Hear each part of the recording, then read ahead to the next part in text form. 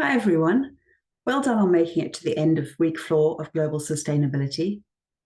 This week, we explored the third pillar of sustainability, which was economic sustainability.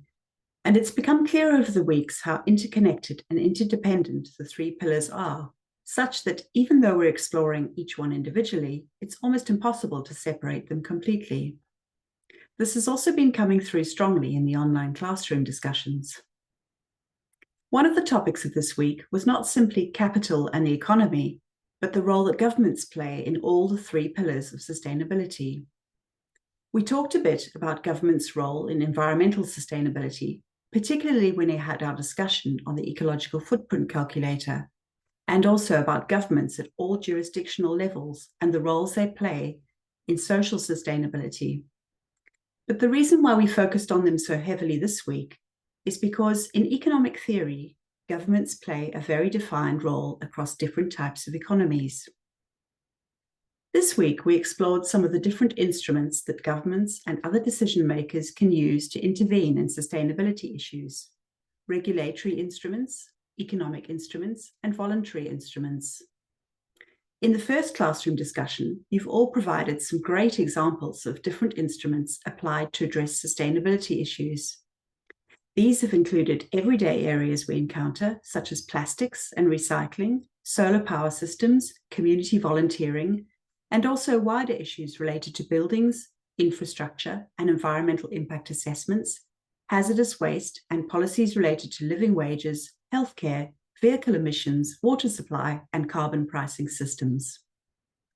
We moved on to look at how environmental and ecological economics hold up the ideas of environmental sustainability, in particular in relation to a capitalist economy.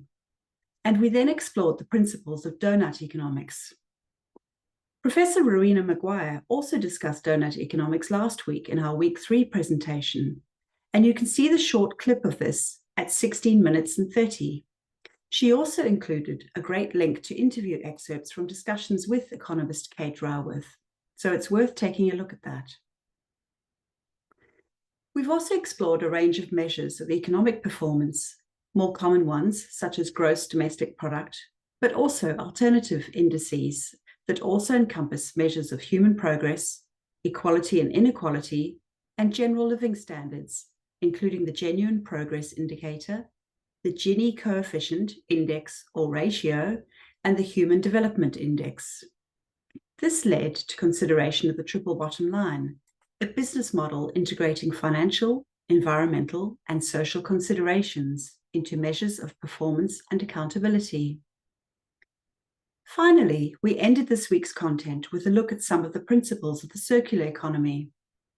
I've really enjoyed reading your ideas for products and services that might uphold the principles of the circular economy in the second discussion. Some of you are already working on research in this space.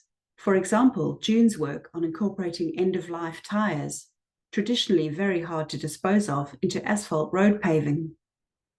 If you haven't already, be sure to check out the great set of resources on building a circular food economy through the in-text link. Great work this week, everyone. I'll see you next week for our final week of the module, where we'll take a look at sustainability in action and effecting change in this space.